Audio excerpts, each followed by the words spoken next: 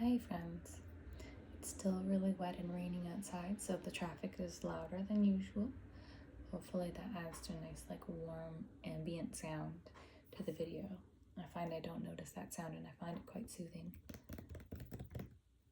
This book was gifted to me very recently and I haven't read it yet, so we're going to do that together right now. Pattern making for fashion design.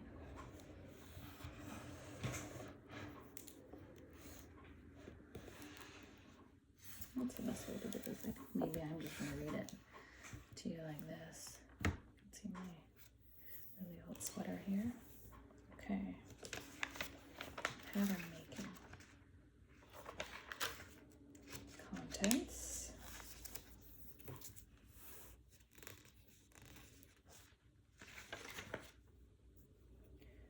Preface. The book is divided into 8 parts. Part 1. Introductory information covers pattern making tools, symbols, and definitions of the grain darts, plus added tools and up-to-date advances in CAD-E simulation. Interesting. I think this is a textbook. Chapter 2 discusses the ideal figure and standard measurements. Well, that's a little weird way to put it. Human variations are illustrated for comparison. Personal measurements are taken and reported. Chapter 3. An updated draft instruction for the basic patterns has been added. Okay, cool. Fit problems and their solutions are included. Neat. Part 2, Chapter 5. Principle 1. Dart manipulation is both a principle and a technique. I did that today on my own. A number of projects are given to reinforce the understanding. The slash and pivotal techniques are illustrated. A self-evaluation test completes the chapter. Chapter 5. Basic darts are converted to dart equivalents. Okay. Chapter 6. Princess, armhole princess, panel, and the empire. Chapter 7. Principle 2. Added fullness is illustrated by using the slash, spread, and pivotal methods. Design projects are provided for common and unusual areas for gathers. Chapter 8. This chapter covers yokes, flanges, pin tucks, and pleat tucks. Chapter 9. Principle 3. Contouring is a principle and technique that allows the garment to fit the contours of the bust and other areas of the figure. Cool. Part 3. Chapter 10. Collar classifications are based on 2 types, convertible and non-convertible. Chapter 11 discusses built-up necklines and inset bands. Chapter 12 begins with the theory of cowls. I love that. Chapter 13, 4 skirt foundations and their silhouettes are discussed. Chapter 14, sleeve theory and terms are discussed.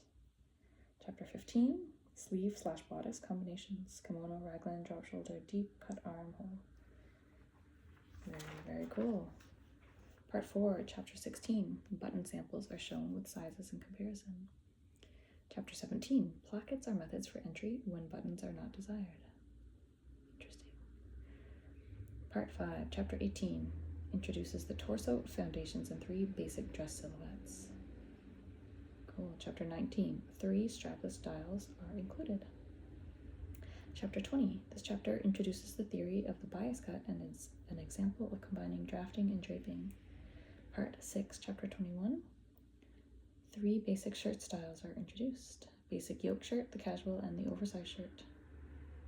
Chapter 22. The first part is devoted to female projects, jackets, collars, lapel jacket, and sleeve foundations. Chapter 23. Draft measurements are based on the 2008 New York Company forms. Interesting. Measuring techniques are given for other forms and personal fit. The chapter includes a basic jacket foundation and a basic and 2-piece sleeve. A design jacket, 2 shirts, dress and casual, a trouser, and jean complete this section. Chapter 24, 2 cape foundations, flared and straight line. Chapter 25, several methods are offered for replicating designs by the rub-off and pin marking methods. Part 7, Chapter 26 covers 4 pant foundations, which are the basis of all women's pant designs. Chapter 27, 28, and 29. These chapters cover important stretch and recovery factors of knits. A percentage of stretch chart is helpful in selecting the correct knit for the use of the design. 3 knit top foundations are illustrated. Cool. Chapter 30. Swimwear can be cut in lycra, stretchable knits, and woven fabrics. The 4 basic foundations give the designer freedom to create any swimwear garment of his or her imagination. Part 8, Chapter 31 through 37. These chapters cover children's wear, 3 to 6X, and sizes 7 to 14, boys and girls. The chapters have foundations for bodice, dress, skirt, sleeves, jackets, tops, leotards, bodysuits, and swimwear drafts. Okay, wow. I feel like I'm going to school. This is very textbooky, not like home sewing. Acknowledgements. The author, fashion designer, teacher, and author. Cool. Wow. Let's see if we can just scan through a little bit.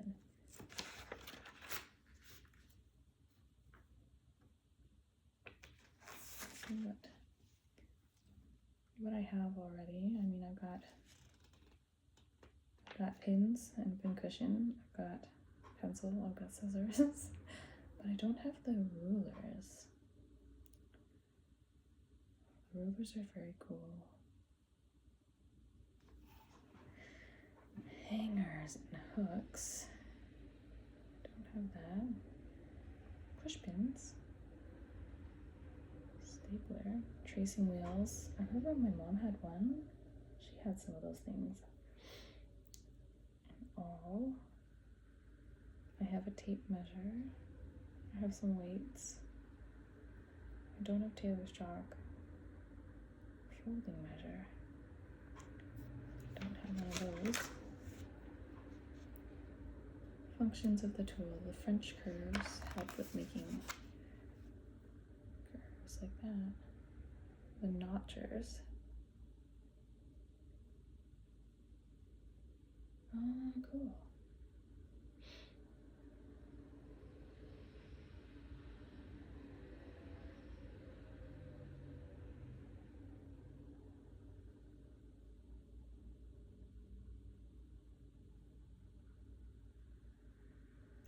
Neat. Ruler increments.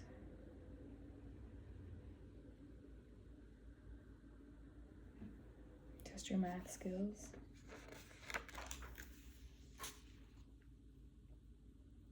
I think I know the terms.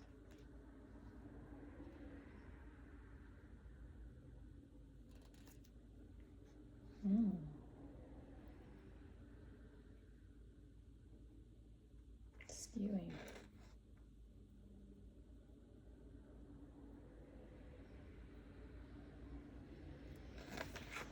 Yes. Pattern grain line.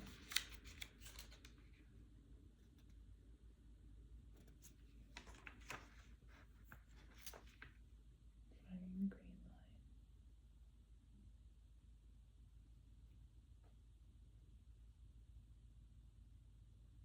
line. Warp and weft.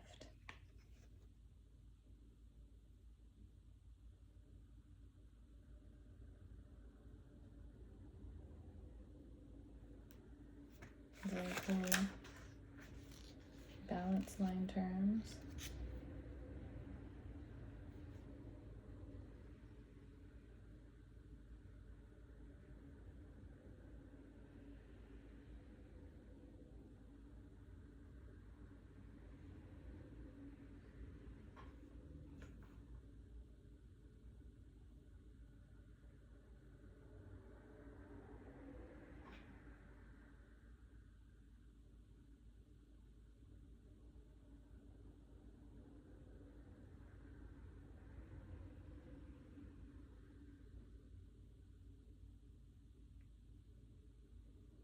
This diagram doesn't make sense to me. Sorry for that big pause.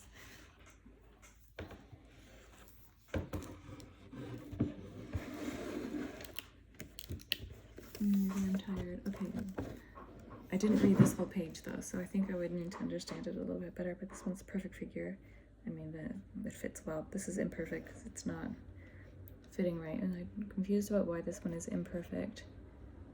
It just shows some shading and a line on the shoulder, but otherwise And the sleeves are a little longer, but I can't really tell much of a difference then between these two, besides the sleeves and the line on the shoulder, and that they drew shading. I have to think about that a little longer.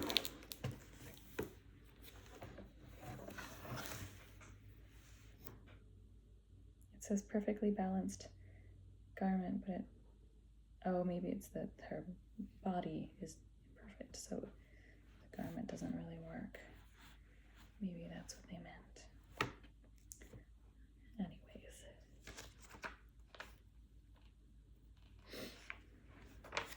The way we were.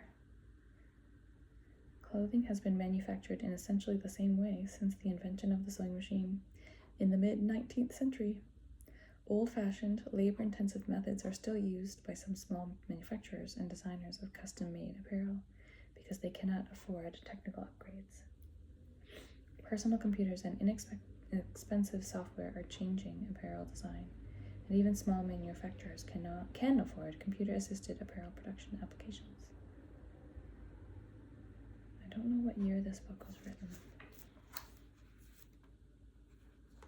5th edition. 2010. Okay, so it's a little old now. It's 15 years old. This edition, at least. Maybe she wrote it a little while ago. Oh, so cool.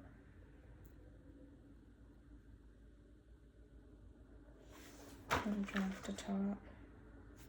Production terms. No. Don't want to do that.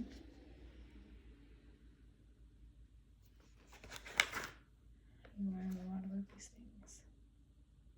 Cost sheet. This is really interesting. Form, measurement, and figure analysis. These are some wonky drawings of bodies.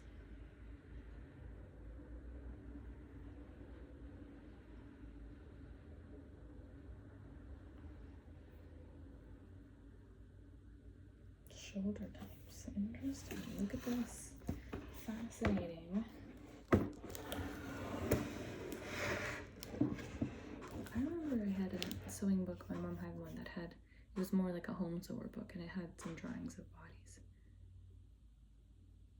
As they get curvier.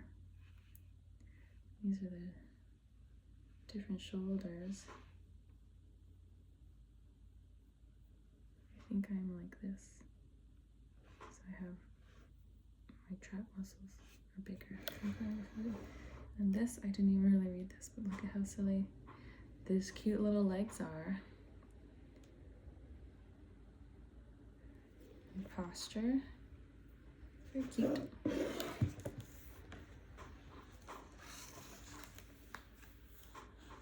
Arm types.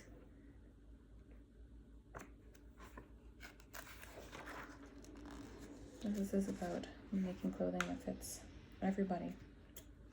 So everybody's different. I'm gonna use sleeves. Rotating the sleeve.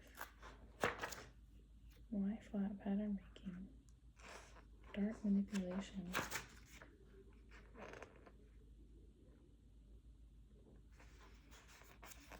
Interesting.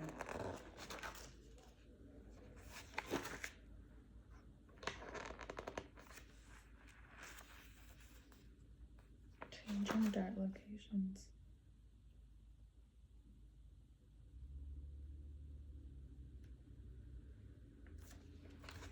I'm very curious to read more about this.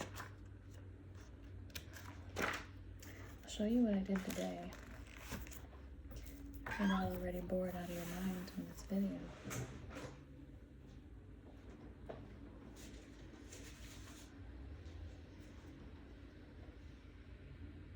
Did you know she was here? The whole time.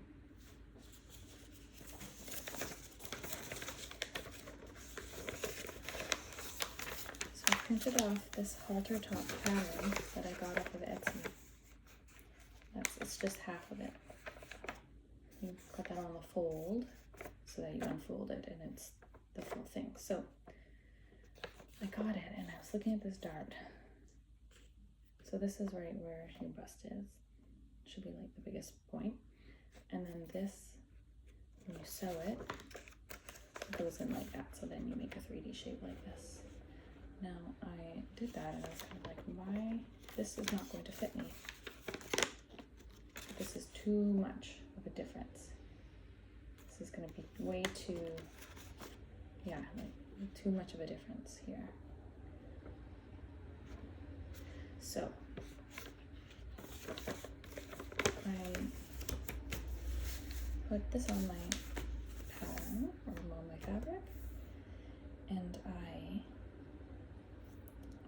went around the collar, like drew around the collar. I used a pencil crayon, it was like this, tracing it just until about the middle of the armpit, or just above the armpit. And then I'll move this just so that I can demonstrate. Sorry.